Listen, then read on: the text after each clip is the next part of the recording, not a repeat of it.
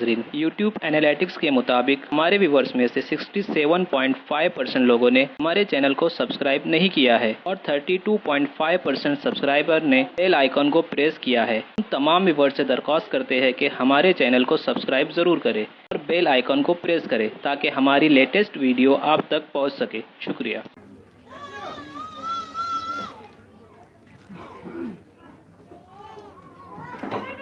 ومن شر الفساد وأعوذ بالله من الشيطان الرجيم بسم الله الرحمن الرحيم الحمد لله رب العالمين والصلاة والسلام والتحية والإكرام على من اختار من شجرة الأنبياء مشكاة الضياء والكتاب الحكيم والمنهاج الباري مولانا ومولا القومين جد الحسن والحسين بالقاسم المحمد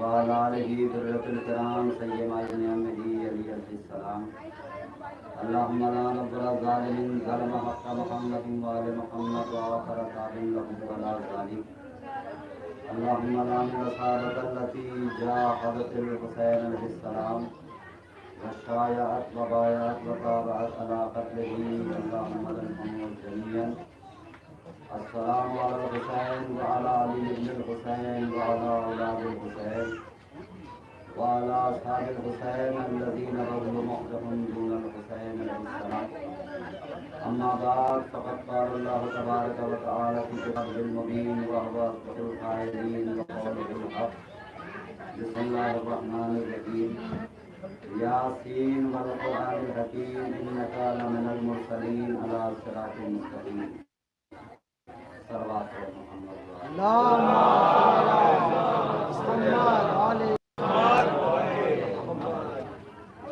حضرات گرامی قدر عزاداران سرکار سید الشہداء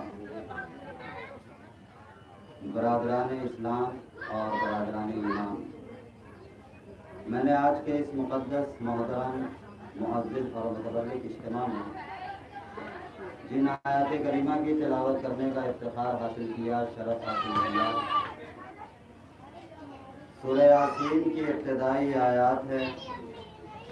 ان آیات کریمہ میں کائنات کا پروردگار خداوند رب الافلاق حکیم اور الاطلاق سب سے عظیم بادشاہ ایک عظیم موضوع کے اوپر گفتگو کرتے ہوئے رب اللسان ہے، ارشاد فرما رہا ہے کہ یاسین والقرآن الحکیم۔ پہلی بات تو آپ یہ ملاحظہ فرما دیں کہ الحمدللہ 1400 سال سے مسلسل یہ مجلسیں، یہ عزائے سرکار سید الشہداء علیہ السلام، یہ عزاداری اسی طریقے سے باقی ہے، جاری ہے، ساری ہے، جس طریقے سے گردش لیل و نہار باقی ہے، جس طریقے سے گردش لیل و نہار باقی ہے۔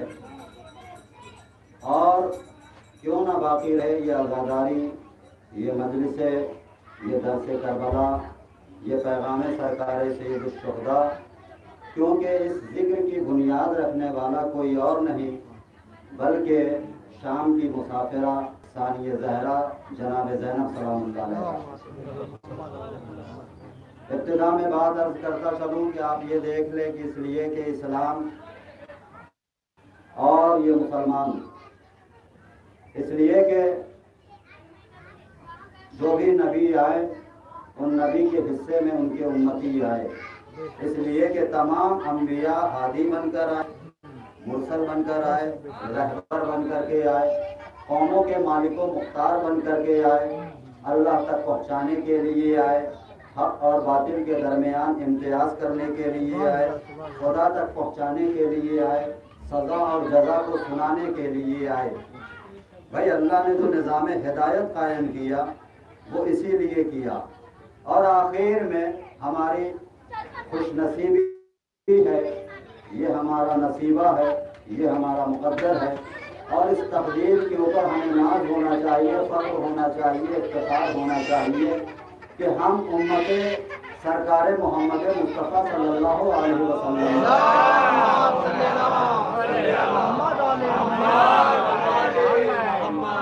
ذرا سا ذہنوں سے متصل ہو جائے پھر کسی منزل پہ جانے کا لطف ہے بھائی، یہ ہمارے لیے شرف ہے۔ اور نبی اس مرحلے کے اوپر آئے، نبی اس مقام کے اوپر تشریف لے آئے، اس ماحول میں آئے، اس سچویشن میں آئے، اس کیفیت میں آئے کہ جب دنیا کا عالم یہ ہے، زمانے کا عالم یہ ہے کہ قرآن کہہ رہا ہے، سورہ جمعہ ہے، وَإِن كَانُوا مِن قَبْلُ لَفِي ضَلَالٍ مُبِينٍ۔ نبی اس دور میں تشریف لے آئے ہیں کہ جب لوگ کھلی ہوئی گمراہی میں مبتلا ہیں۔ توجہ ہے، عالم یہ ہے زمانے کا کہ بیٹیوں کو زندہ دفن کر دے رہے ہیں، رشتوں کے درمیان امتیاز نہیں ہے، نہ احساس ہے۔ نبی ایسے دور میں تشریف لے آ رہے ہیں، اور جب نبی تشریف لے آئے، عالم یہ ہے کہ اب اس لیے کہ نبی جو آئے ہیں وہ آئے ہیں صرف ایک خدا کو منوانے کے لیے، وہ خدا کہ جو علی کل شیء قدیر ہے، وہ خدا کہ جو خالق مطلق ہے، حکیم علی الاطلاق ہے، سب سے عظیم بادشاہ ہے، لفظ کن سے کائنات کا خلق کرنے والا ہے۔ تو نبی آئے ہیں اس نہ دکھائی دینے والے خدا کو منوانے کے لیے، اس کی توحید پہنچانے کے لیے، اس کا کلمہ پڑھوانے کے لیے۔ یہ ہے ہمارے نبی کی ذمہ داری۔ میں زیادہ تفصیل میں اور تفصیلات میں نہیں جانا چاہتا، اس لیے کہ مجھے کسی اور مرحلے کے اوپر جانا ہے۔ اور نبی نے جب یہ ذمہ داریاں شروع کی تو معلوم یہ ہوا کہ یہ وہ دور تھا کہ جب لوگ ایک سچے خدا کو، برحق خدا کو، ایک وحدہ لا شریک خدا کو نہ مان کر کے 3060 خداؤں کو مان رہے ہیں۔ توجہ ہے، جس چیز کا اثر ان کے اوپر ہوا اسے خدا مان لیا۔ آگ نے اگر تپش پہنچائی تو اسے خدا مانا، پانی نے اگر ڈبو دیا تو اسے خدا مانا، سورج نے اگر روشنی پہنچائی تو اسے خدا مانا، ہے نا؟ اس طریقے سے ہر لمحے کے اوپر ایک خدا بڑھتا چلا گیا، خداؤں کو مانتا چلا گئے لوگ۔ لیکن نبی کا عالم یہ ہے کہ نبی آئے ہیں اسے ایک نہ دکھائی دینے والے خدا کو منوانے کے لیے۔ اب ذرا تصور کرے کہ وہ ذرا جھوٹے خداؤں کو ماننے والوں کے اوپر کیا گرا گزرا ہوگا۔ توجہ ہے بھائی، نبی نے جیسے ہی اعلان کیا ہے کہ میں تمہارے درمیان دنیا و آخرت کی نعمتیں لے کر کے آیا ہوں، بس فوراً ہی اب تک وہ عرب کہ جو لفظ صادق اور لفظ سچائی سے واقف نہیں تھا، وہ عرب کہ جو صرف نبی کو خطاب دیا کرتا تھا کہ اللہ کے نبی، آمنہ کے بیٹے، عبداللہ کے یتیم، یا جملہ بدل کر کے عرض کروں، سرکار ابو طالب کے بھتیجے، کلید بردار کعبہ کے بھتیجے، رئیس مکہ کے نور نظر۔ توجہ ہے نا، آپ ہی صادق ہیں، آپ ہی امین ہیں، جو خطاب دیا کرتے تھے۔ اب عالم یہ ہے کہ اسی نبی کے مقابل میں مد مقابل پہ لشکر کشی کرنے لگے۔ معلوم یہ ہوا کہ نبی کو شب ہجرت کرنی پڑی۔ اللہ کا حکم آ گیا کہ نبی آپ یہاں سے ہجرت کر جائیں، اس لیے کہ جو آپ کا محافظ تھا اب وہ اس دنیا میں نہیں ہے۔ تاریخ اٹھا کر کے دیکھ لے، جب تک سرکار ابو طالب حیات تھے نا، نبی کو کبھی جنگ کرنے کی ضرورت نہیں پڑی، نہ اللہ نے ہجرت کا حکم دیا۔ بعد ابو طالب ہجرت کا حکم آ گیا، میں ایک مرحلے تک لانا مقصود ہے۔ حکم آ گیا کہ میرے نبی اب آپ ہجرت کر جائیے۔ اب جو نبی نے ہجرت کی، پہلی جنگ بدر ہے، اور کمال یہ قرآن بنا، کسی دشت اور بیابان میں اتفاق نہیں ہو گیا، باقاعدہ نبی مدینے سے تشریف لے گئے ہیں، 313 شہید ہیں۔ لیکن آج اسلام کے اندر اٹھا کر کے دیکھ لے، صرف جناب حمزہ کے علاوہ کوئی ایک نام دکھا دے، نہ کسی شہید کا نام پتا ہے، نہ ان کا خاندان پتا ہے، نہ ان کا قبیلہ پتا ہے، نہ زمین کے کس خطے سے تعلق تھا وہ پتا تھا، کہ اس دور پہنچانے والے موجود تھے، سارے کے سارے موجود تھے، لیکن آج کسی کو نہیں پتا۔ تاریخ کے دامن میں ان کے حسب اور نسب، ان کے خاندان کا پتہ نہیں ہے، ان کے قبیلے کا پتہ نہیں ہے۔ یہ وہ جنگ ہے اسلام کی جو پہلی جنگ ہے جو نبی کی قیادت میں لڑی گئی ہے۔ توجہ چاہ رہا ہوں میں، نہ کسی کے خاندان کا پتہ ہے، نہ حسب اور نسب کا پتہ ہے، لیکن ایک جنگ ایسی ہے، توجہ چاہ رہا ہوں، کہ جو دشت میں لڑی گئی، صحرا میں لڑی گئی، توجہ چاہ رہا ہوں میں، اور 1400 سال گزر جانے کے بعد ایک ایک شہید کے خاندان کا پتہ ہے، حسب کا بھی پتہ ہے، نسب کا بھی پتہ ہے، قبیلے کا بھی پتہ ہے۔ توجہ ہے نا، حد تو یہ ہو گئی صرف ان کا نہیں، ان کا خاندان نہیں، ان کا قبیلہ نہیں، بلکہ ان کے جانوروں کا بھی حسب اور نسب پتہ ہے۔ توجہ چاہ رہا ہوں میں، اور کمال یہ ہے، آپ تاریخ اٹھا کر کے دیکھ لیں، کمال یہ ہے کہ میڈیا بھی مخالف ہے، روایتیں لکھنے والے بھی دشمن کی طرف سے آئے ہیں، روایتیں لکھنے والے دشمن کی طرف سے آئے ہیں، بادشاہوں کی طرف سے بھیجے گئے ہیں۔ سرکار حسین کا کوئی اپنا راوی نہیں، کوئی روایت لکھنے والا نہیں، کوئی میڈیا والا نہیں۔ اب اسلام سے سوال کیا گیا، علماء سے سوال کیا گیا، ارے بھائی وہ جنگ جو بدر کے میدان میں لڑی گئی، نبی کے قیادت میں لڑی گئی، نہ ان شہیدوں کا نام پتہ ہے، نہ ان کے خاندان کا پتہ ہے، نہ حسب کا پتہ ہے، نہ نسب کا پتہ ہے، لیکن یہ جنگ جو کربلا کے تپتے ہوئے صحرا میں لڑی گئی، نہ جہاں کوئی نہ مورخ تھا، نہ تاریخ لکھنے والا تھا، نہ سرکار حسین کا کوئی سماعت کرنے والا تھا، لیکن 1400 سال گزر جانے کے بعد بھی آج بھی ان شہیدوں کا نام بھی پتہ ہے، حسب بھی پتہ ہے، نسب بھی پتہ ہے۔ وجہ کیا ہے؟ سب نے جواب دیا کہ وہاں پہ بدر کے میدان میں شہداء کے نام تاریخ کے دامن میں گم اس لیے ہو گئے، اس لیے کہ وہاں پہ کربلا کے میدان کی طرح کوئی زینب نہیں موجود تھی۔ صلوات پڑھتے محمد والے محمد۔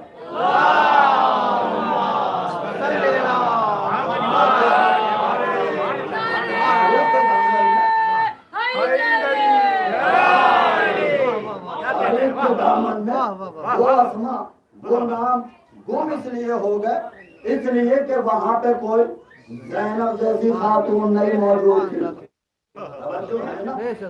لوگوں نے حکومتیں بنائی، سلطنتیں بنائی، تخت و تاج حاصل کرنے کے لیے کیا کیا نہیں کیا، توجہ ہے نا۔ ہادیان خدا کا دامن چھوڑ دیا، توجہ چاہ رہا ہوں میں، قول نبی کا انکار کیا، چھوڑ دیا کہ نہیں چھوڑ دیا؟ کس لیے؟ حکومت کے لیے، تخت کے لیے، تاج کے لیے، سلطنت کے لیے۔ لیکن میں آپ کے سامنے عرض کروں، یہ حکومت، یہ سلطنت، یہ تخت، یہ تاج، یہ ساری کی ساری چیزیں ایسا نہیں ہے، کل بھی تھی آج بھی ہے۔ حکومتیں تو آتی ہیں چلی جاتی ہیں، ایک حکومت آئی وہ چلی گئی، دوسری آئی دوسری گئی، تیسری آ گئی۔ یہ دنیا ہے، یہ دستور دنیا ہے، مسلسل چلتا رہے گا۔ حکومت کی کیسے جاتی ہے؟ جو بھی حکومت آتی ہے، توجہ چار، جو بھی حکومت آتی ہے سب سے پہلے وہ ایک کام کرتی ہے اور اسے راجدھانی کہا جاتا ہے، کیپٹل کہا جاتا ہے۔ بھائی ہر حکومت کا دستور ہے نا، ساری حکومتیں آتی ہیں، آنے کے بعد سے اپنے لیے ایک شہر کا انتخاب کرتی ہیں، اسے حکومت، اسے راجدھانی یا کیپٹل کہا جاتا ہے۔ زمین کا انتخاب کرنے کے بعد سے اب وہاں کے اوپر ایک بلڈنگ بنائی جاتی ہے، ایک عمارت بنائی جاتی ہے، پتھروں کے اوپر پتھر رکھ کر کے ایک مضبوط قلعہ بنایا جاتا ہے۔ کیوں؟ اسے دارالخلافہ کہا جاتا ہے یا پارلیمنٹ ہاؤس کہا جاتا ہے۔ بھائی یہ زمین کا انتخاب کیوں کیا؟ کہا اس لیے کہ یہ راجدھانی ہے، اگر آپ کو حکومت کے کسی بندے سے ملنا ہے تو آپ راجدھانی تک آئیے۔ اچھا راجدھانی پہنچ گئے، کیا پورے شہر میں مل جائیں گے؟ کہا نہیں، اب آپ دارالخلافہ میں آئیے، دارالامارہ میں آئیے، پارلیمنٹ ہاؤس میں آئیے، یہ ہماری حکومت کی پہچان ہے، یہاں کے اوپر ہماری حکومت بیٹھ کر کے فیصلہ کرے گی۔ توجہ ہے نا بھائی، یہ دستور کل بھی تھا، یہ دستور آج بھی ہے، بس نام بدلے ہوئے ہیں۔ کل دارالخلافہ کہا جاتا تھا، آج پارلیمنٹ ہاؤس کہا جاتا ہے۔ اور یہ حکومت مسلسل چلتی رہی، 500 سال تک مسلسل چلتی رہی، 700 سال تک مسلسل چلتی رہی۔ اب میں ان حکومتوں کے کیا نام لوں؟ آپ سے بہتر اور کون جانتا ہے؟ توجہ ہے نا، بھائی ایک عرصے تک مغلوں نے حکومت کی، پھر انگریزوں نے حکومت کی، توجہ ہے نا؟ ہر حکومت نے یہی کیا نا، ایک بادشاہ آیا، اس نے اپنی راجدھانی دلی بنا لی، دوسرے نے آگرہ بنا لی، کسی نے کہیں اور بنا لی، توجہ ہے نا؟ اس لیے کہ یہ دستور دنیا ہے، انہیں جو پسند آیا انہوں نے اسے اپنی راجدھانی بنا لی، اور راجدھانی بنانے کے بعد سے وہاں پہ پارلیمنٹ بھی بنایا۔ لیکن مسلسل حکومتیں چلنے کے بعد آج کوئی جائے، جا کر کے ان کے اہل سے سوال کرے کہ تمہارے اہل کہاں ہے، تمہارے محل کہاں ہے؟ توجہ ہے نا؟ کہیں زمین کے اوپر کسی خطے پہ نشان نہیں ملتا، اور اگر کہیں مل بھی جاتا ہے کوئی پرانا قلعہ کھنڈر میں تبدیل ہو چکا ہے، گورنمنٹ نے اسے یا تو چڑیا گھر بنا دیا ہے یا تو میوزیم بنا دیا ہے۔ آپ وہاں پہ گھومنے کے لیے جاتے ہیں، سیر اور تفریح کے لیے جاتے ہیں، چھٹی کا دن گزارنے کے لیے جاتے ہیں۔ الحمدللہ آپ تو صاحب اسلام ہیں نا، کلمہ پڑھنے والے۔ چھٹیوں کے دن گزار 2 سال تک چلتی رہی، لیکن آج کوئی نام لینے والا نہیں، آج کوئی نشان نہیں، آج کوئی احترام نہیں، آج کوئی ریسپیکٹ نہیں۔ لیکن ایک حکومت ایسی ہے جو 500 سال نہیں، 100 سال نہیں، 1 سال بھی نہیں، 2 محرم کو آباد ہوئی، 10ویں محرم کو لوٹ لی گئی۔ توجہ ہے، 2 محرم کو آباد ہوئی، 10ویں محرم کو لوٹ لی گئی۔ اس حکومت کا نام ہے کربلا۔ توجہ چاہ رہا ہوں میں، اور کمال یہ ہے سرکار حسین نے دنیا کے بادشاہوں کی طرح، حاکموں کی طرح سرسبز اور شاداب علاقہ نہیں چنا۔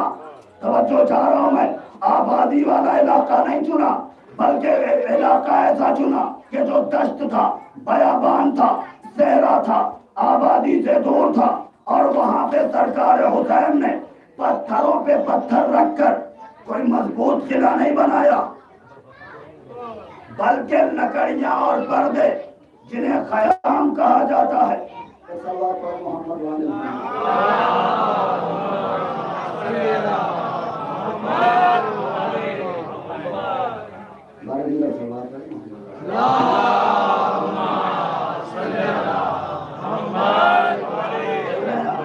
سرکار حسین نے وہاں کے اوپر پتھروں پہ پتھر رکھ کر کوئی مضبوط قلعہ نہیں بنایا، دارالخلافہ نہیں بنایا، دارالامارہ نہیں بنایا، بلکہ خیام لگائے گئے۔ 2 محرم کو لگائے، 10ویں محرم کو آگ لگا دی گئی، وہ بستی اجاڑ دی گئی، گھرانہ لوٹ لیا گیا، انہیں شہید کر دیا گیا۔ توجہ ہے، اور گزر گئے پورے 1400 سال، اور 1400 سال گزر جانے کے بعد آج اس حکومت کو لوگوں کے دلوں میں زندہ ہے، لوگوں کے ذہن میں زندہ ہے، افکار بشر میں زندہ ہے، فکر بشر میں زندہ ہے، جوہر انسان میں زندہ ہے، دانشوروں کی زبان پہ زندہ ہے، عقل مندوں کی فکر میں زندہ ہے۔ وجہ کیا ہے؟ وہ حکومتیں جنہوں نے اتنا پیسہ خرچ کیا، اتنے مضبوط قلعے بنائے، مسلسل خاندان پہ خاندان چلتا رہا، ایک کے بعد دوسرا بادشاہ بنتا رہا، لیکن ایک مدت آنے کے بعد نہ ان کے اہل بچے، نہ محل بچے، نہ چاہو حکم بچا، نہ وقار بچا۔ لیکن 1400 سال گزر جانے کے بعد کربلا آج بھی زندہ ہے، ویسے ہی بڑھتی چلی جا رہی ہے۔ توجہ ہے، سب سے پہلے ظاہر امام حسین کا نام ہے جابر ابن عبداللہ انصاری۔ علماء سے سوال کرے، اکیلے گئے تھے زیارت کرنے کے لیے، ساتھ میں صرف ایک غلام تھا، توجہ ہے نا، پھر اسیروں کا قافلہ پہنچا، پھر سلسلہ شروع ہو گیا، چوک در چوک شہادت امام حسین کے بعد زیارتوں کے لیے کربلا پہنچتے رہے، کربلا زندہ ہوتی رہی، زندہ و جاوید ہوتی رہی۔ کمال یہ ہے ان حکومتوں نے اتنا کچھ انتظام کیا کہ ہمیشہ باقی رہے، لیکن انہیں موت آ گئی، توجہ ہے نا۔ لیکن کربلا میں جنہیں مارا گیا، شہید کیا گیا، وہ ہمیشہ کے لیے زندہ و جاوید ہو گئے۔ توجہ چاروں میں 1400 سال کے بعد آج بھی وہ ذکر دن بہ دن بڑھتا چلا جا رہا ہے، ماحول نہیں دیکھا جاتا۔ توجہ چاروں میں جگہ نہیں دیکھی جاتی، انتظامات نہیں دیکھے جاتے، بس شرط ہے ذکر حسین ہونا چاہیے۔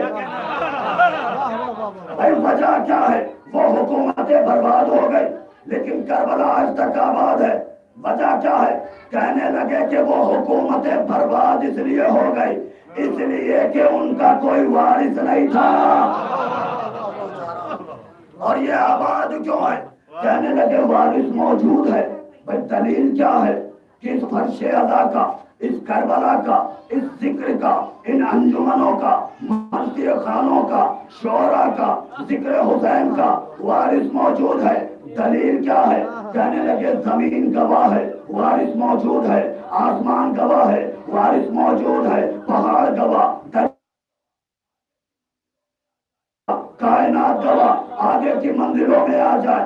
آدم گواہ ہے وارث موجود ہے، آدم کی صفت گواہ ہے وارث موجود ہے، گواہ ہے وارث موجود ہے، نوح کی نجات گواہ ہے، ابراہیم اور ابراہیم کی خلت، موسیٰ کا طہر، عیسیٰ کا تقویٰ، یوسف کا حسن، نبی کا شرف گواہ ہے. اس فرش ادا کا وارث موجود ہے. اور دلیل یہ ہے کہ 1400 سال گزر جانے کے بعد بھی سرکار حسین کا جا بجا اتنا بڑا دربار سجا ہوا ہے.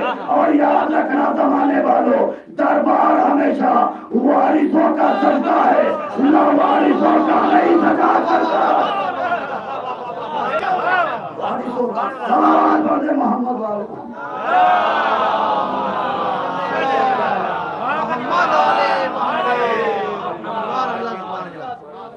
اللہ کا وارث موجود ہے. دکھایا ہے سیدہ زینب نے، شام کی مسافرہ نے، علی کی بیٹی نے. ہے نا توجہ؟ فرش اعظم بچھایا ہے. یہ ہمیں میراث میں ملا ہے. ساری دنیا کے لیے خلق ہوئی لیکن ہم خلق ہوئے ہیں مقصد کربلا کے لیے. توجہ ہے نا؟ آئے مجلسوں میں آئے، سنیں تو صحیح، ہماری باتوں کو سنیں، گھر جا کر کے غور کریں. یاسین والقرآن الحکیم انک لمن المرسلین علی صراط مستقیم. یاسین، اے سید و سردار، اے مالک و مختار، اے محمد مصطفیٰ، اے میرے حبیب. توجہ ہے نا؟ دیکھ رہے ہیں آپ؟ یاسین، اے سید و سردار. اللہ نے اپنے نبی کو اتنی وسعت والا لقب دیا کہ جو اس سے پہلے اس نے کبھی کسی نبی کو نہیں دیا تھا. توجہ چاہ رہا ہوں، کسی نبی کو نہیں دیا. یاسین، اے سید و سردار. اب آپ دیکھیں، آدم صفی اللہ ہے، نوح نجی اللہ، ابراہیم خلیل اللہ، موسیٰ کلیم اللہ، عیسیٰ روح اللہ، ہے نا؟ لیکن آدم صفی اللہ ہے، اولاد میں کوئی صفی اللہ نہیں. نوح نجی اللہ ہے، اولاد میں کوئی نجی اللہ نہیں. ابراہیم خلیل اللہ، اولاد میں کوئی خلیل اللہ نہیں. موسیٰ کلیم اللہ، اولاد میں کوئی کلیم اللہ نہیں. عیسیٰ روح اللہ، اولاد میں کوئی روح اللہ نہیں. لیکن اپنے نبی کو جو خطاب دیا نا، یاسین، اے سید و سردار. اب خاندان میں جسے دیکھے وہ اس لقب سے ملقب ہے. محمد سید الانبیاء، علی سید الاولیاء، فاطمہ زہرا سیدۃ نساء العالمین، حسن و حسین سید شباب اہل الجنہ. خاندان میں جسے دیکھے وہ اس لقب سے ملقب ہے. سارے کے سارے خطاب سے جڑے ہوئے ہیں، سارے کے سارے سید، سارے کے سارے سردار. ایک جملہ میں عرض کروں، یہ جو ہم ہیں نا، ہم نے اپنی عقیدت، اپنے عقائد، ہم نے سب کچھ قرآن کی آیتوں سے لیا ہے، مزاروں سے نہیں لیا ہے. پروردگار تو نے آدم کے بیٹے کو صفی کیوں نہ بنایا؟ نوح کے بیٹے کو نجی کیوں نہ بنایا؟ ابراہیم کے بیٹے کو خلیل کیوں نہ بنایا؟ موسیٰ کے بیٹے کو کلیم کیوں نہ بنایا؟ عیسیٰ کے بیٹے کو روح کیوں نہ بنایا؟ کہنے لگا خاموش، آدم کا بیٹا آدم نہیں، نوح کا بیٹا نوح نہیں، ابراہیم کا بیٹا ابراہیم نہیں، موسیٰ کا بیٹا موسیٰ نہیں، عیسیٰ کا بیٹا عیسیٰ نہیں. تو پروردگار محمد کی آل میں سب کو سید کیوں بنایا؟ کہا دیکھتا نہیں ہے، محمد کے بعد محمد ہے، محمد کے بعد محمد ہے، جو بھی بیٹا ہے وہ محمد ہے. سلمان پڑھتے محمد والے محمد.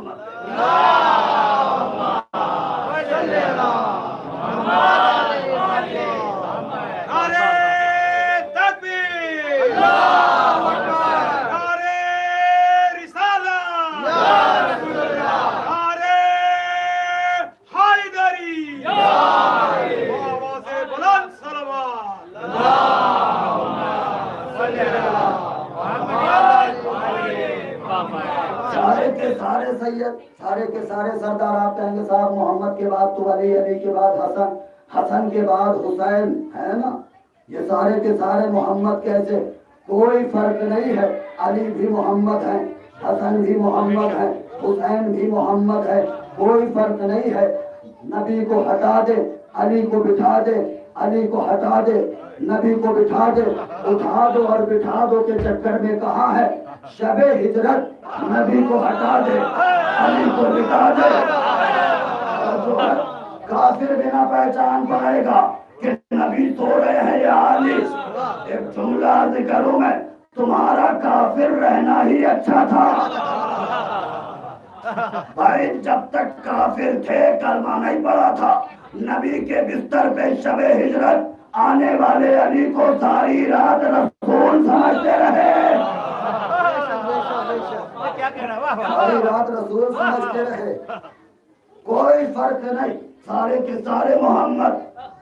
بس ایک آیت، ان الذی، سورہ قصص 85ویں آیت، ان الذی فرض علیک القرآن لرادک الی معاد، اے میرے حبیب وہ کہ جس نے تیرے اوپر قرآن کو نازل کیا، تیرے اوپر قرآن کو فرض کیا، وہ تجھ سے وعدہ کرتا ہے کہ قیامت تک تجھے پلٹا پلٹا کے لاتا رہے گا۔ کب تک؟ قیامت تک پلٹا پلٹا کے لاتا رہے گا۔ نبی تو چلے گئے 11 ہجری میں، قرآن کہہ رہا تھا میں تجھے پلٹا پلٹا کے لاتا رہوں گا۔ نبی کے بعد علی، علی کے بعد حسن، حسن کے بعد حسین، قرآن کہہ رہا تھا میرے نبی میں تجھے پلٹا پلٹا کے لاتا رہوں گا۔ اب ایک ہی صورت ہے، یا تو آیت کی صداقت کا انکار کرو یا تسلیم کرو۔ نبی اس دنیا سے نہیں گئے، ایک نبی اس دنیا سے نہیں گئے، نبی گئے تو علی آئے، علی آئے تو حسن آئے، حسن گئے تو حسین آئے، جو بھی بیٹا آیا وہ محمد بن کر آیا۔ سلام پڑھتے محمد والے محمد۔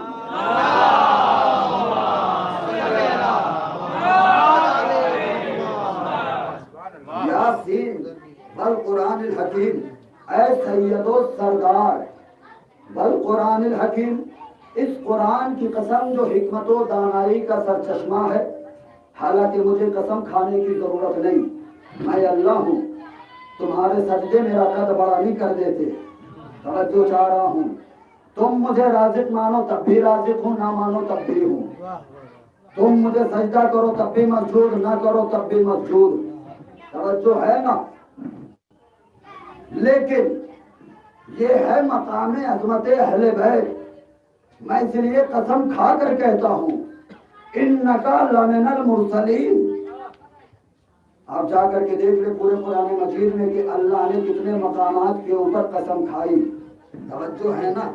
جہاں بھی قسم کھائی بڑا اہم مرحلہ تھا۔ والقرآن الحکیم، میں قسم کھا رہا ہوں قرآن کی، انکا لمن المرسلین، کہ آپ مرسلین میں سے ہیں، رسولوں میں سے ہیں، توجہ چاہ رہا ہوں۔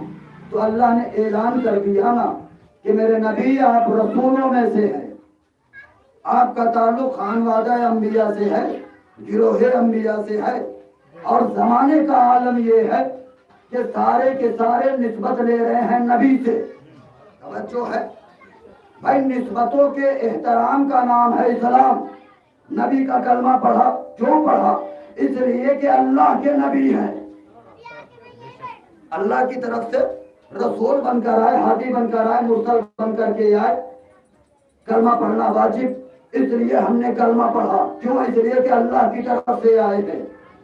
انکا لمن المرسلین، میرے نبی آپ مرسلین میں سے ہیں، تو اللہ نے یہ کہہ دیا مرسلین میں سے ہے، اور اب زمانے کا عالم ہے، کہنے لگے کہ نبی ہم سے ہے۔ عرب والوں نے کہا عربی، الحمدللہ اس مہینے کا آغاز ہو گیا ہے، توجہ ہے نا؟ جائیں جا کر کے ملاحظہ فرمائیں، میں دل شکنی والی بات نہیں کرتا، لیکن ہم بھی گزرتے ہیں، سنتے ہیں، دیکھتے ہیں، بڑا افسوس ہوتا ہے کہ پروگرام ہوتا ہے، باہر لکھا رہتا ہے جلسہ سیرت النبی، توجہ ہے، لیکن جب وہاں جاتے ہیں تو پتہ چلا کہ نبی کی زلفیں ایسی تھی، نبی کے رخسار ایسے تھے، نبی کی آنکھیں ایسی تھی، نبی کی چادر ایسی تھی۔ بھائی یہ نبی کی صورت بیان کر رہے ہیں، نبی کی سیرت نہیں ہے، تو جا رہا ہوں میں. اور اگر صورت کی بات آ جائے نا، میرے سامنے اتنا بڑا مجمع بیٹھا ہوا ہے، جہاں تک آواز جا رہی ہے، اور اگر صورت کی بات آ جائے تو یہ ذہن میں رکھیے گا، نبی آپ کے خوبصورت لفظوں کے محتاج نہیں.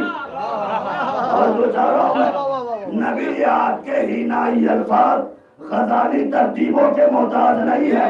خبردار، قرآن نے پابندی لگا رکھی ہے، اگر میری نبی کی صورت کا تذکرہ کرنا چاہو تو اسے اس کے رخسار کا ذکر کرنا چاہو، یہ نہ کہنا کہ گلاب کی پتی کی طرح تھے، بڑے خوبصورت تھے. کہنے لگا قرآن کی تلاوت کرنا، والشمس وضحاہا. اگر اس کی آنکھوں کا ذکر کرنا چاہو، ہرنی کی آنکھ سے تشبیہ نہ دینا، قرآن کی تلاوت کرنا، مرج البحرین یلتقیان. اگر اس کے زلفوں کا تذکرہ کرنا چاہو تو کالی رات نہ کہہ دینا، بلکہ قرآن کی تلاوت کرنا، واللیل اذا یغشاہا. جو ہے نا، جب اس کے سینہ اقدس کا ذکر کرنا چاہو، یہ نہ کہنا چوڑا سینہ تھا، کشادہ تھا، نہیں، بلکہ قرآن کی تلاوت کرنا، الم نشرح لک صدرک. حد تو یہ ہو گئی جب اس کے پائے اقدس کا ذکر کرنا چاہو، ہر روز نماز میں 5 مرتبہ تلاوت کرنا، اہدنا الصراط المستقیم. صلوات پڑھ دے محمد وآل محمد.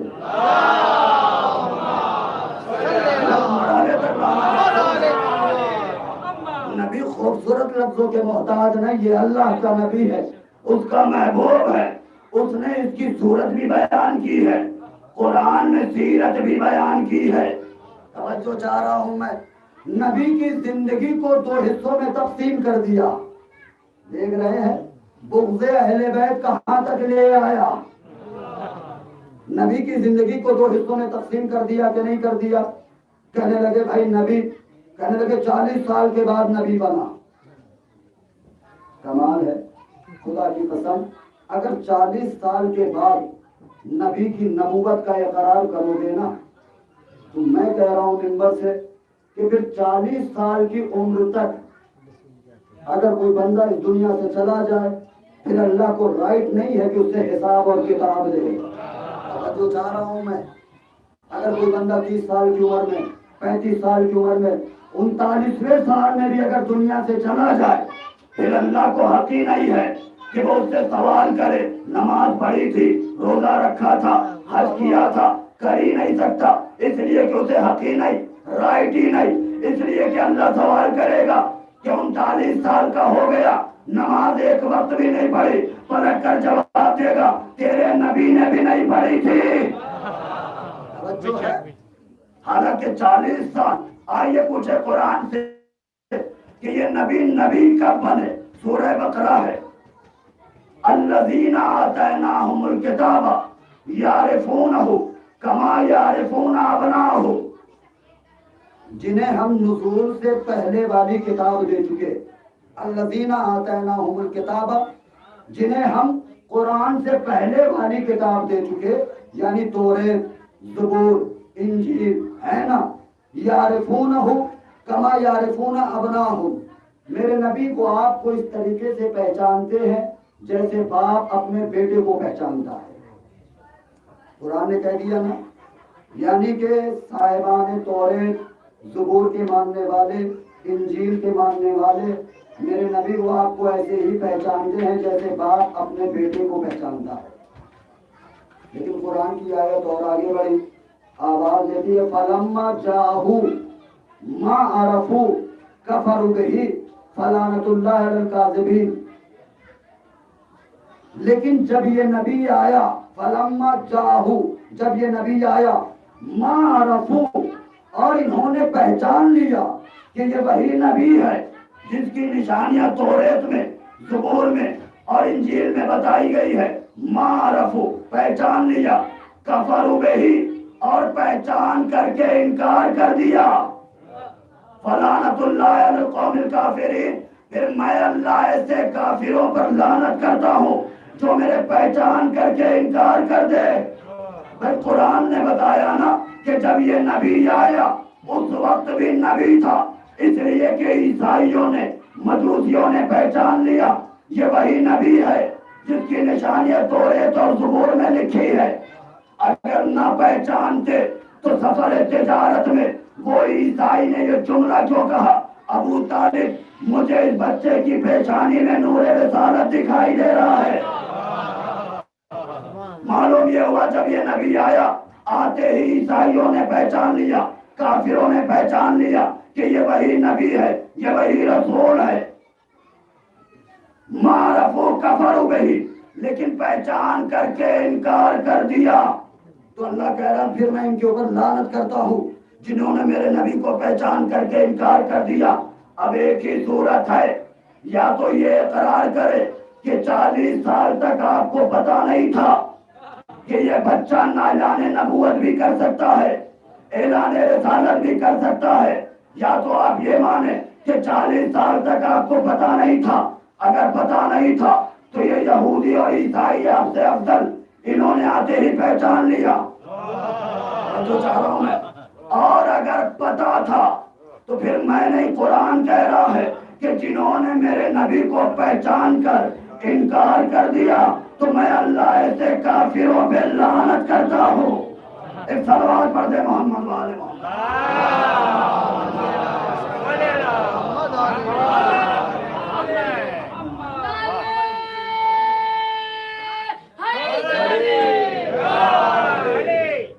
انکا لمن المرسلین, آپ مرسلین میں سے ہیں, رسولوں میں سے ہیں.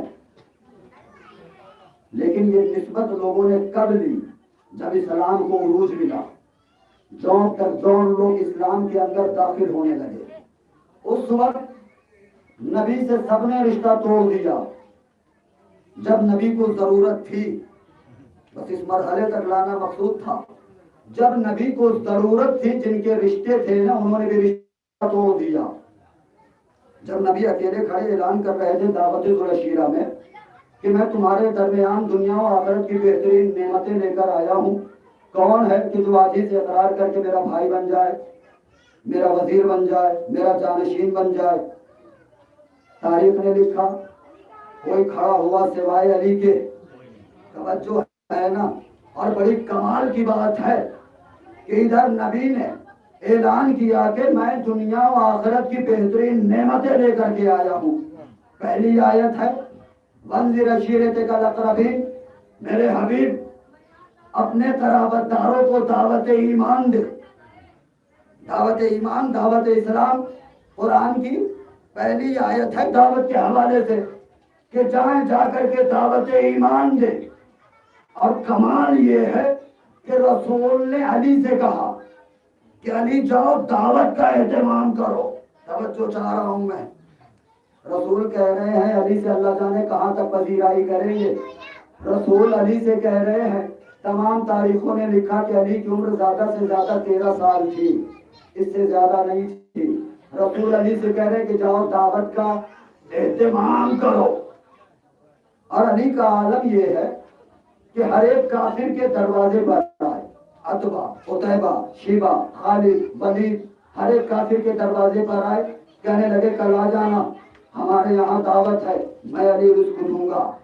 یہ جو رزق ہے نا, جا کر کے دیکھے قرآن میں سورہ مائدہ, سورہ کا نام ہی پڑ گیا مائدہ, یعنی کہ دسترخوان والا سورہ. توجہ چاہ رہا ہوں میں, اس لیے کہ جناب عیسیٰ کے حواری, جناب عیسیٰ کے ماننے والے, جناب عیسیٰ کے اصحاب جناب عیسیٰ کے پاس آئے, آ کر کے کہنے لگے عیسیٰ یہ جو سبزیاں ہیں, یہ پیاز, آلو, یہ جو سبزیاں ہیں نا ہم کھاتے کھاتے تھک گئے ہیں.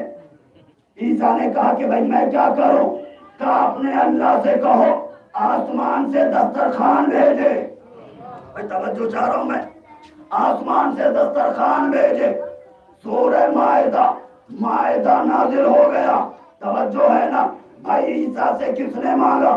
عیسیٰ کے ماننے والوں نے, عیسیٰ کے صحابیوں نے. جب انہیں رزق کی ضرورت پڑی تو عیسیٰ سے کہا, عیسیٰ نے اللہ سے مانگا. توجہ ہے نا, اللہ نے نبی سے کہا دعوت اسلام دو, نبی نے علی سے کہا. توجہ چاہ رہا ہوں میں بھائی, نبی کا عمل سنت بنتا ہے نا, اب اگر عیسیٰ کے ماننے والے ہو تو اللہ سے رزق مانگو، نبی کے ماننے والے ہو تو علی سے رزق مانگو۔ صلوات پڑھتے محمد و آل محمد۔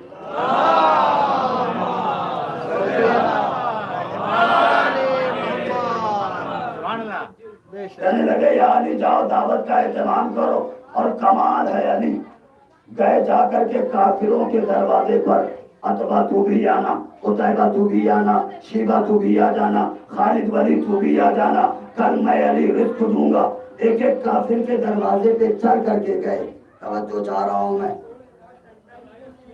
اور کمال یہ ہے کہ وہ معصوم فرشتے، وہ نوری فرشتے ہے نا، انہیں جب ضرورت پڑی تو دروازے پہ آئے علی کے، اور آ کر کے کہتے ہیں کہ ہم یتیم ہیں، ہم اسیر ہیں، ہم مسکین ہیں، ہم فقیر ہیں۔ وہ نوری فرشتے، وہ معصوم فرشتے جنہیں رزق کی ضرورت نہیں۔ بھائی مولا کائنات نے نہج بلاغہ میں ان کا مزاج بتایا ہے، ساجدون لا یرکعون راکعون لا یسجدون، جو سجدہ کرتے ہیں وہ رکوع نہیں کرتے، جو رکوع کرتے ہیں وہ سجدہ نہیں کرتے۔ یہ ملائکہ ہیں، انہیں روٹیاں اور بوٹیوں کی ضرورت نہیں ہے،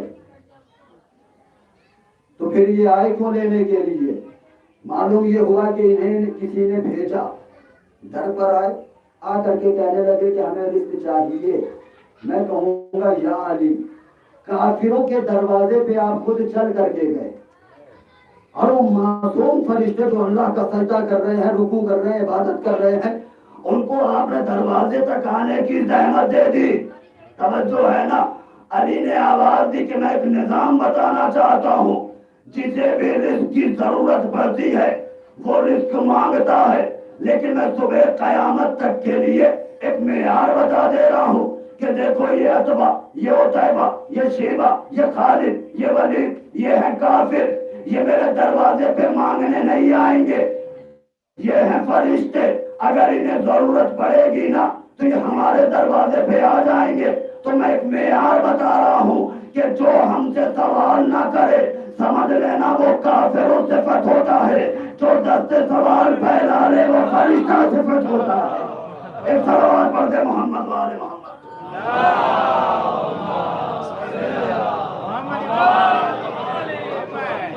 کل میں علی رزق دوں گا آئے، آنے کے بعد سے 3 دن تک مسلسل کھانا کھایا، کھانے کے بعد سے میں بڑی جلدی عرض کر رہا ہوں، مسلسل 3 دن تک۔ حالانکہ نبی فرماتے ہیں کہ میں دنیا و آخرت کی نعمت لے کر کے آیا ہوں، لیکن ابو جہل کھڑا ہوتا ہے، کھڑا ہو کر کے کہتا ہے کہ خبردار ان کی بات نہ سننا، یہ تو جادوگر معلوم ہوتے ہیں۔ ایک جملہ عرض کروں میں، ضروری نہیں ہے کہ ہر بات بڑی زور سے کہی جائے، بات پہنچ گئی تو شکریہ، نہ پہنچی تو تب بھی شکریہ۔ ابو جہل روز کھڑا ہوتا ہے، کھڑا ہو کر کے کہتا ہے خبردار ان کی بات نہ سننا، یہ تو جادوگر معلوم ہوتے ہیں، تھوڑے سے کھانے میں سب کو کھانا کھلا دیا ان کی بات۔ معلوم یہ ہوا حق جب سنا جاتا ہے باطل کی طرف سے نہ سننے کا فتویٰ دیا جاتا ہے، اور یہ کافر بڑا پڑھا لکھا ہے، کتنا جینیس ہے، کتنا سمجھدار ہے، دیکھ رہے ہیں آج بیٹھ کر کے وہ فیوچر دیکھ رہا ہے، مستقبل دیکھ رہا ہے۔ تاریخ میں 2 ایسے دکھے جنہیں فیوچر مستقبل پتا تھا، توجہ چاہ رہا ہوں میں، جنہیں مستقبل پتا تھا۔ ایک بات اور عرض کرتا چلو، میرا مزاج ہے صرف زبان ہلانا، منبر ہلانا مزاج نہیں ہے، بات آخری آدمی تک اگر پہنچ جائے۔ اسلام کے اندر 2 مستقبل دیکھنے والے، توجہ چاہ رہا ہوں میں، کہ ہونے والا کیا ہے انہیں پہلے سے ہی پتا تھا، کتنے سمجھدار، کتنے عقل مند، مستقبل پتا ہے۔ دعوت ذوالشیرہ میں وہ سمجھ گیا کہ نبی کہیں گے کیا، وقت آخر وہ سمجھ گیا نبی لکھیں گے کیا۔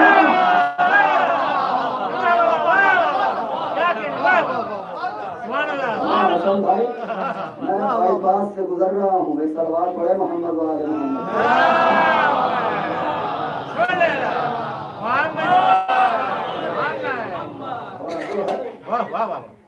حالانکہ اس وقت نبی کو ضرورت تھی, جن کے رشتے تھے انہوں نے بھی رشتہ توڑ لیا.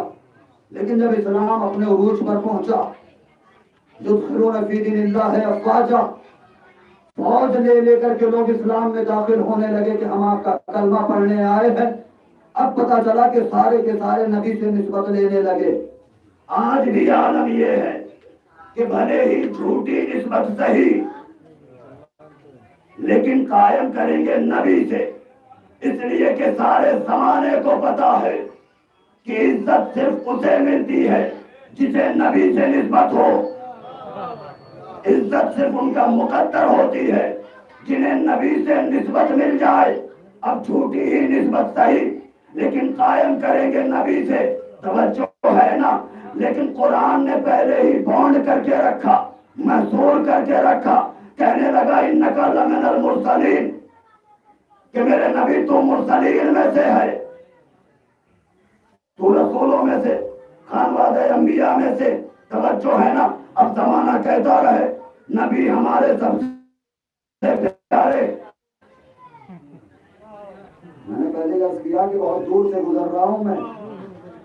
نبی کا دامن نہیں چھوڑیں گے چاہے تار تار ہو جائے. ارے بھیا یہ جو گستاخیاں تمہارے سامنے سوشل میڈیا میں, مارکیٹ میں, پیپروں میں آتی ہے نا, توجہ ہے نا, یہ ان بے غیرت روایتوں کا نتیجہ ہے جو آپ نے اپنی کتابوں میں جگہ دی. توجہ ہے. اگر نبی کے بارے میں ایسے قیاس آرائیاں, ایسے خیال آرائیاں نہ کی ہوتی تو آج چوراہوں کے اوپر احتجاج کرنے کی ضرورت نہیں تھی کہ اسے پھانسی دو, اسے جیل میں بھیجو, وہ ہمارے نبی کا گستاخ ہے. توجہ ہے. پہلے جا کر کے ان روایتوں کو جلائے, پہلے جا کر کے ان راویوں کی قبریں کھودیں, اس لیے کہ نبی کو لینا تھا ان سے جا کر نبی لیتے جن کی آغوش میں ہم شکل پیغمبر بنا ہو. جو ہے وہ تمہیں بتاتے نبی کیا ہے. سب نے نسبت لے لی نبی سے, حالانکہ قرآن نے تو محصور کر کے رکھا, دیوار کھڑی کر دی, بانڈ کر دی. قرآن پہلے ہی کہہ دیا کہ نبی تو کسی سے نہیں. کہنے لگا من المرسلین, تو مرسلین میں سے ہے. اب خدا کی قسم غلامی لکھ دو, نبی کی 63 سالہ زندگی میں کوئی ایک قول دکھاؤ جہاں پہ نبی نے فخر کیا. عرب والوں نے کہا کہ نبی عربی ہے, عجمی ہے, ہاشمی ہے, قرشی ہے, عرشی ہے, فرشی ہے. نبی نے کبھی نسبت پہ ناز کیا کہ جہاں نبی نے کہا کہ میں افضل ہوں اس لیے کہ میں عربی ہوں, میں بہتر ہوں اس لیے کہ میں قرشی ہوں, کبھی نبی کسی نسبت پہ ناز کرتا ہوا نہیں. حد تو یہ ہو گئی, اللہ کہہ رہا من المرسلین, تو مرسلین میں سے ہے. نبی نے پلٹ کر آواز دی, پروردگار یہ تیری محبت, یہ تیرا کرم, تیری عنایت, توجہ ہے نا, یہ تیری عطا, لیکن مجھے ان سب پہ ناز نہیں. پھر کس نسبت پہ ناز ہے اللہ کے نبی؟ کہاں مجھے اس نسبت پہ ناز ہے. زمانہ کہے نبی ہم سے ہے, اللہ کہے من المرسلین رسولوں میں سے ہے, لیکن مجھے اس نسبت پہ ناز ہے. میں یہ کہوں گا الحسین منی وانا من الحسین. اس صلوات پر دے محمد و آل محمد پہ.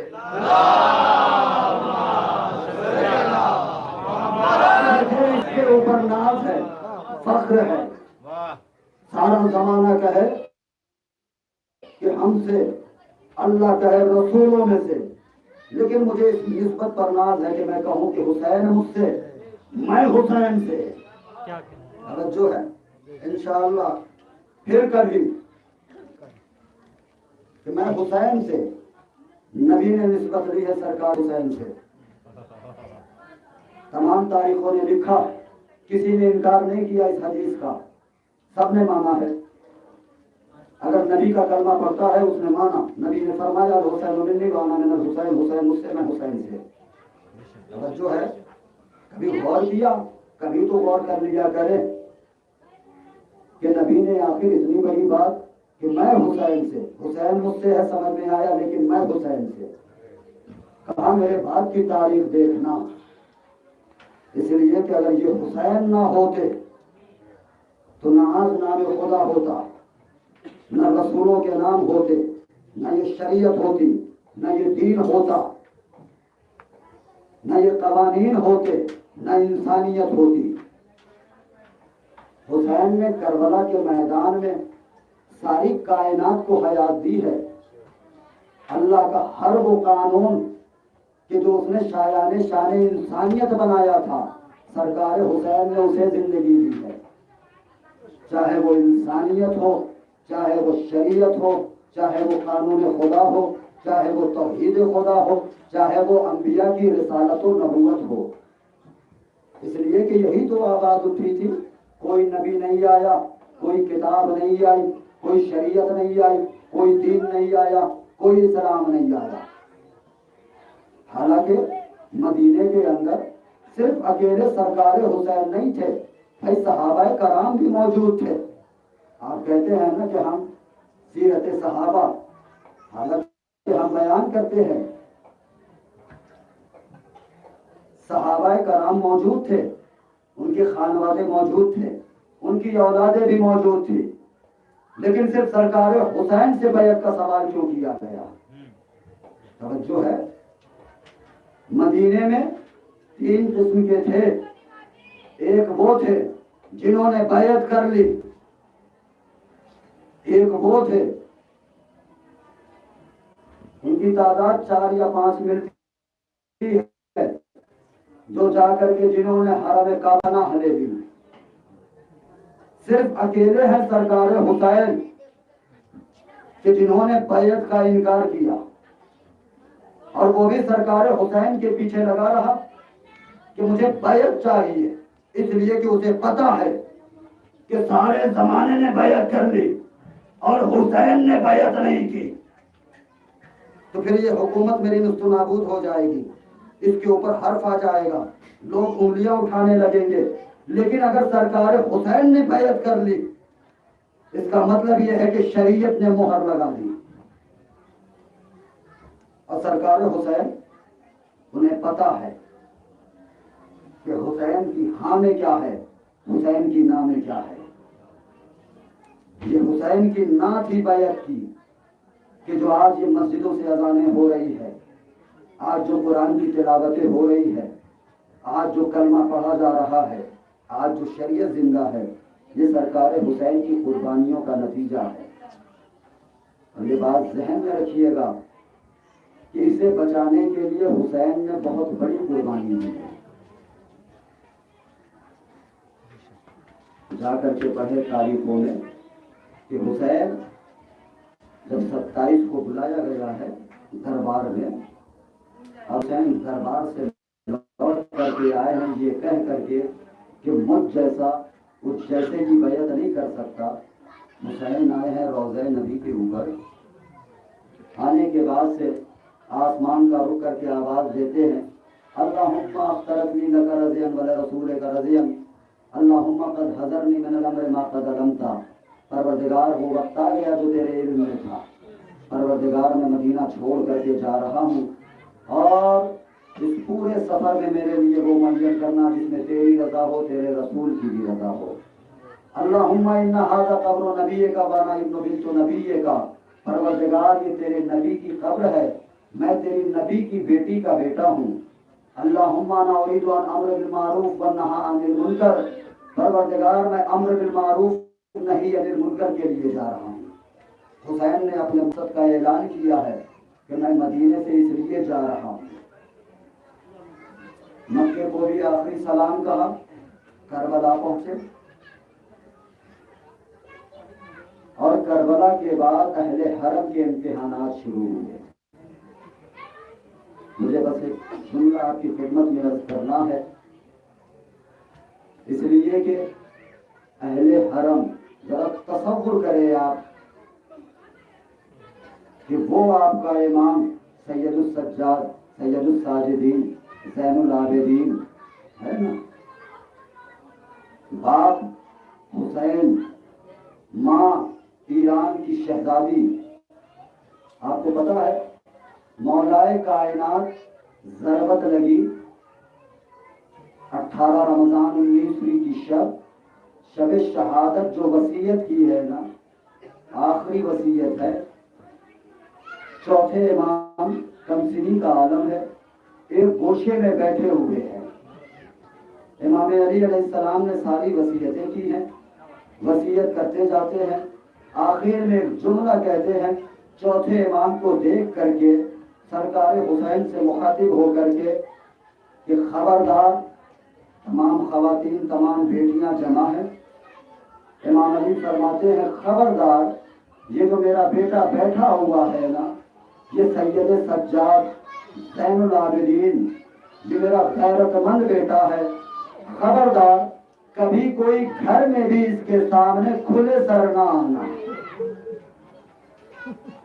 कभी कोई घर में भी इसके सामने अपने सर से चादर न उतारना, इसलिए कि ये मेरा गैरतमंद बेटा है। अदादारों, जरा तसव्वुर करे कि जिसके लिए अली जैसे इमाम ने ये वसीयत की। एक जुमला और मिलता है, शब आशूर, चौथे इमाम गश के आलम में है, असहाब सरकार हुसैन की तस्बीहों की आवाजें आ रही हैं। चौथे इमाम के कान में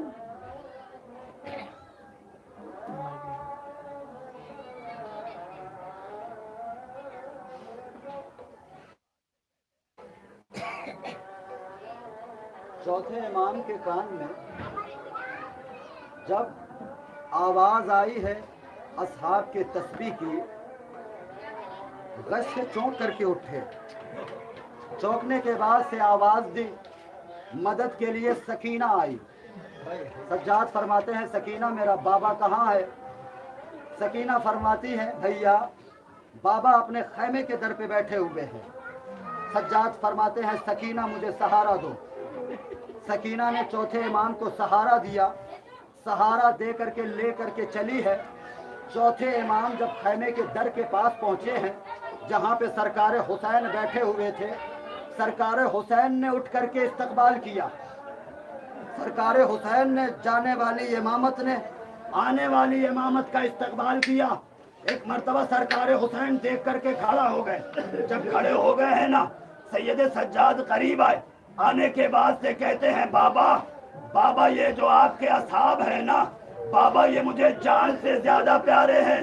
बाबा मैं वादा करता हूँ, इनकी शहादत के बाद एक एक के जनाजे पे आकर के मैं सलाम पढ़ूंगा। लेकिन बाबा कितने ही मुशर्रफ सही, लेकिन है तो नामहरम। सरकार हुसैन फरमाते हैं, सज्जाद तुम कहना क्या चाहते हो? एक मर्तबा सज्जाद फरमाते हैं, बाबा ये जो आपके असहाब तस्बीह पढ़ते हैं ना, और इनकी आवाजें मेरे खैम की आवाजें फुफियों के खैमे तक पहुंचती है, तो बाबा ये नामहरम है।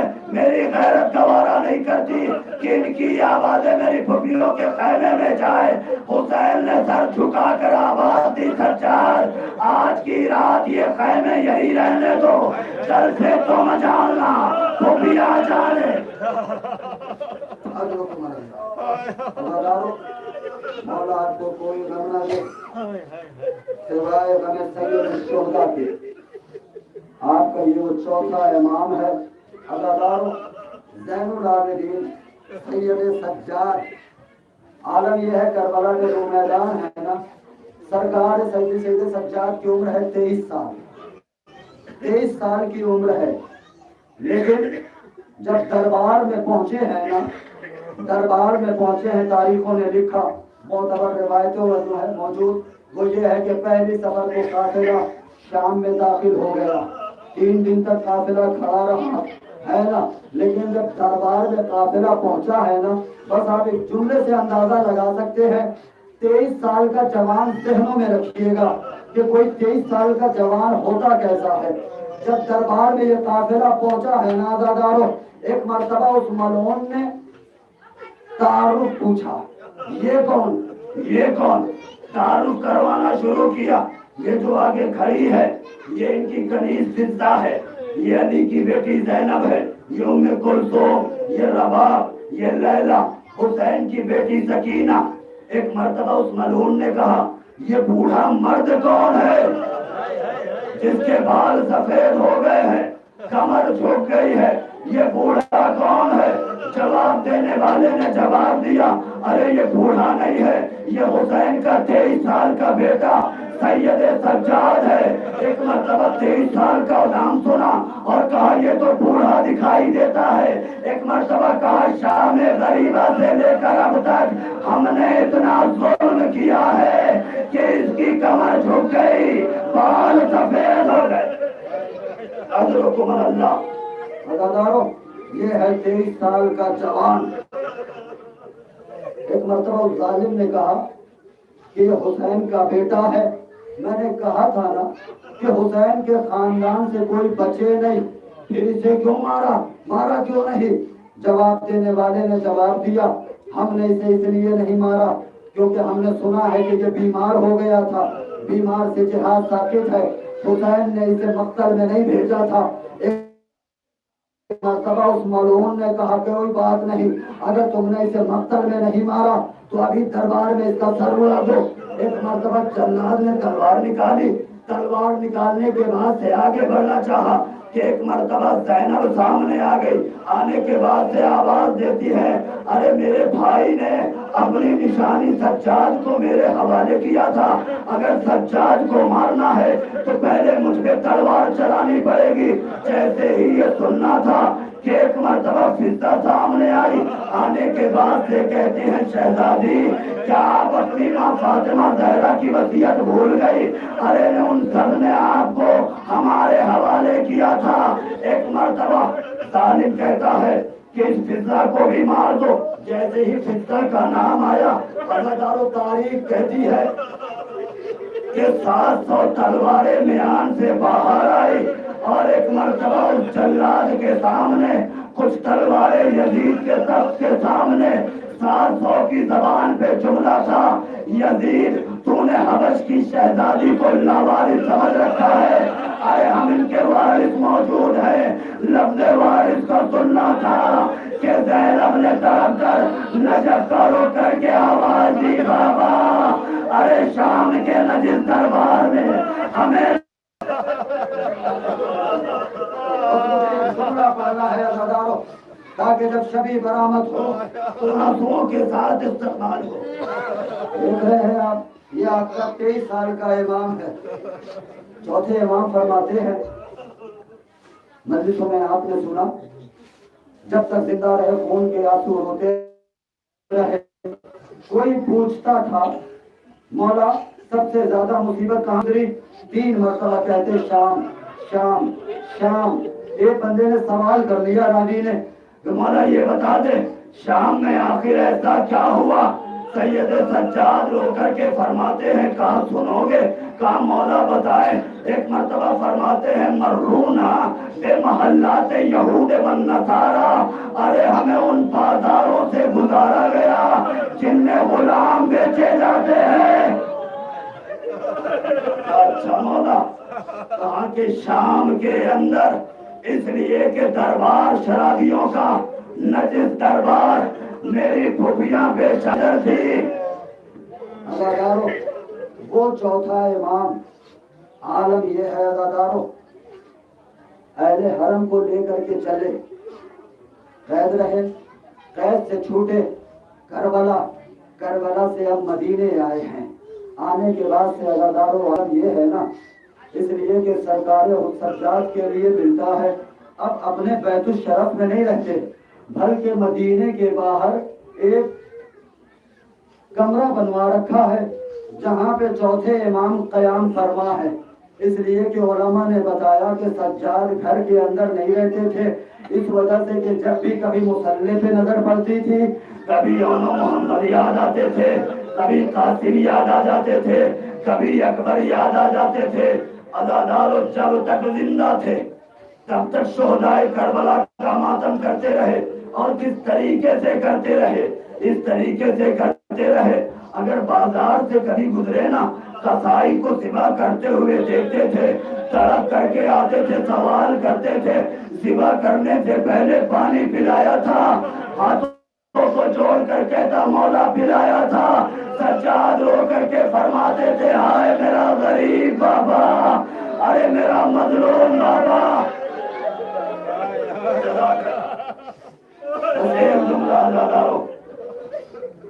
لیے کہ مولا کا سب سے بڑا عزادار ماتمدار چوتھے امام عزاداروں ایک وقت وہ بھی آیا ہے نا، میں بس ایک جملہ پڑھنا ہے مجھے، ایک وقت وہ آیا ہے جب چوتھے امام اس دنیا سے رخصت ہو گئے نا، جب اس دنیا سے تشریف لے گئے